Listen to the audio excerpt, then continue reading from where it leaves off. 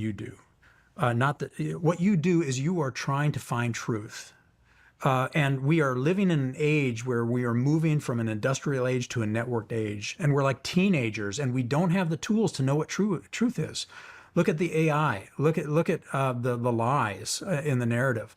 Then we get social media that's like, oh, great! Now we can triangulate truth. We don't have to rely on just one news broadcast and believe the TV because we found the TV is lying to us.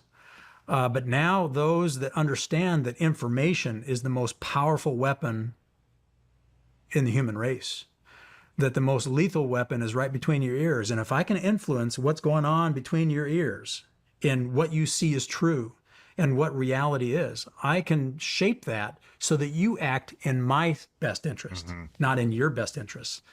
And so part of what happens here is our government tells us stories about what is true, who's the bad guy, who's the good guy. Here's why your tax money needs to go to this.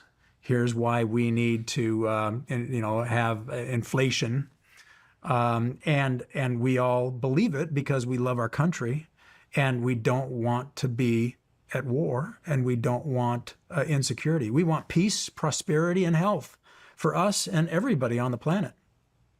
But there are perverse incentives for big companies and governments to weave a tale that deceives the population to perpetuate the wealth, control, and security of a very small group of people that are getting rich on the current methodology.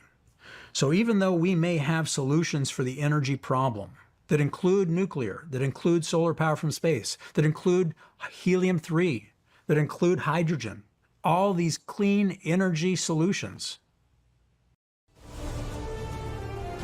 Odin Valhalla Rising, now available on mobile and PC, exclusively with Google Play Games. The reasons they don't move forward is the bureaucratic and the statutory administrative state that thinks it knows better than you and is getting rich off the lobbyists and the companies and the money into the coffers of the election system to perpetuate the way things were.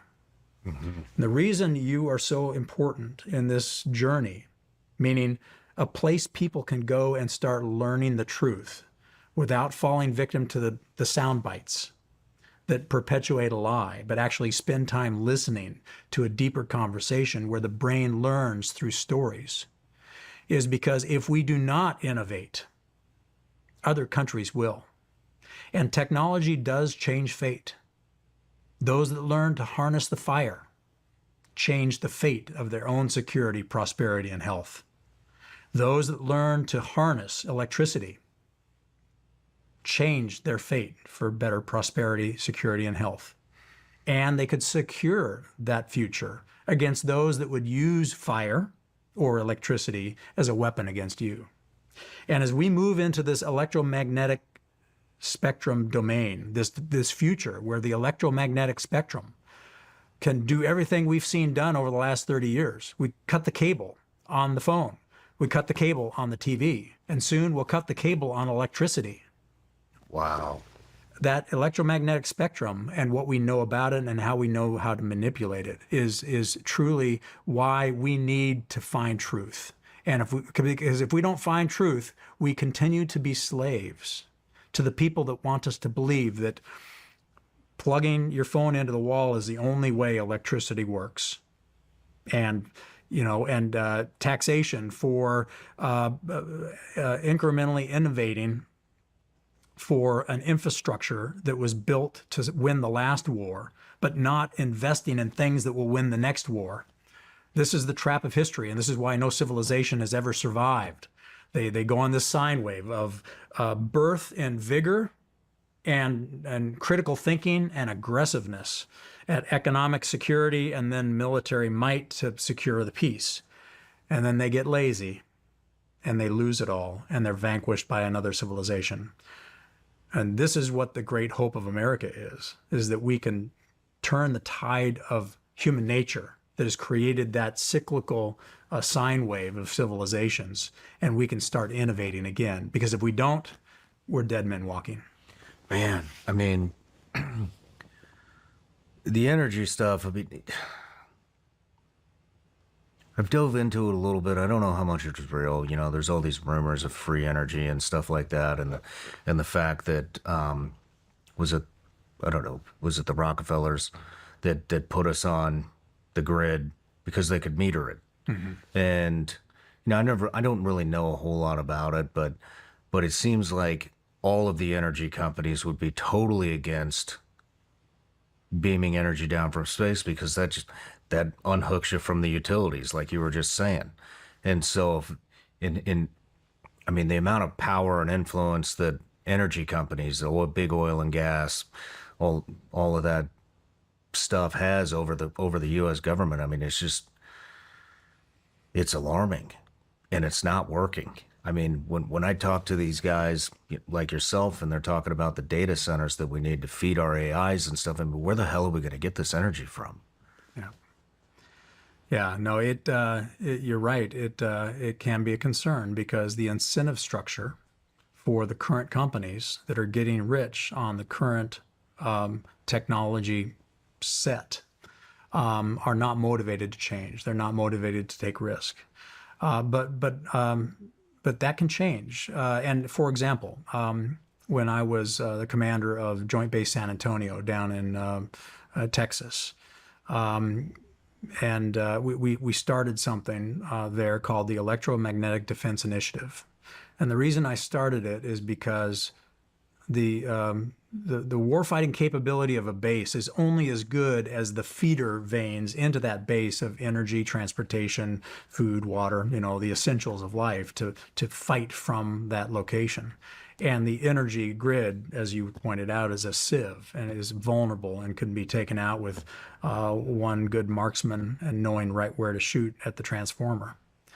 And so we started something to demonstrate to the power companies that one, they could affordably make their power grids resilient to electromagnetic pulse, whether it's man-made or from the sun. But I also talked to them about what we were doing with the Air Force Research Lab and the X-37 to demonstrate this ability to take the sun's energy in space, convert it to radio waves, beam it down to Earth, and then convert it back into electricity at the point of the rectenna that receives it. Just like you receive broadband from Elon Musk's Starlink, and now you have broadband anywhere on your camper in the middle of the Hindu Kush or the Colorado Rockies. The same is true with electricity. Wow. And they actually like the idea. The CEO level is like, that's great. You know, Saudi Arabia, that is, you know, the oil is eventually not going to be there. What do they invest in? Solar power from space could be one of them. Nuclear could be one of them. India, the last leadership team of India was about ready to go full bore into solar power from space. So it's not that they aren't willing to see the business case. And if they can see the business case, they'll start maneuvering so that they are going to where the money will be, not where the money was or the money is. But we also have the fact that many of these CEOs will say, well, until the government gives me a contract to do this for the country, you know, I'm getting rich in the current method and we're not going to take a lot of business risk. It's a two-edged sword. You need visionary leaders in these companies to also be willing to move forward incrementally to make our power grid resilient now so it's not so vulnerable, because we're all victims of vulnerability on the electricity. If we don't have it, chaos breaks out. And to start carving a path to new markets and new technologies to deliver things with greater capability at lower cost. And this is, again, going back to space, why space is so important. If you don't have companies like SpaceBuilt, the one that I started with Dennis Wingo, and as the key brain that knows how to build space technology for this infrastructure and the capability to build in space that doesn't just run out of gas and become space junk, but is a perpetual business case of construction and logistics in space. The reason we're doing this is because this helps usher in. If you have leaders that are innovative and that understand the tapestry of politics, of lobbyists, and you can navigate a company like Elon Musk did, and now you can have satellites at a fraction of the cost. You can reduce the cost of satellites 10x, and they're reusable. just like Elon Musk made the cost of launch reduce 10x, and they're reusable. It's like aviation to space. This is how you break through, and it's generally in America, it's the private sector. This is how we can do it, and this is how you can start convincing companies, the big electric companies, to start moving into the future using all of these other, and space will bring us helium-3 energy. What is helium-3 energy? Yeah, so helium-3 is an element that doesn't get to Earth very much because our atmosphere and our gravitational field prevent it from landing on the Earth. So an ounce of helium-3 on the Earth is very, very expensive, and the business case doesn't really close. But on the moon or on the asteroids, there's a ton of helium-3. And so to give you an example of what it means, if we were to mine the moon for helium-3, we could, at the current level of electricity use in America, or not in America, in the globe, we could power the energy needs of the human race for thousands of years based on the helium-3 that's on the moon right now. And so the twist there is China is there on the moon, on the far side of the moon. We don't know what they're doing because we don't have infrastructure up there to even see what's going on. But we do know they're mining helium-3.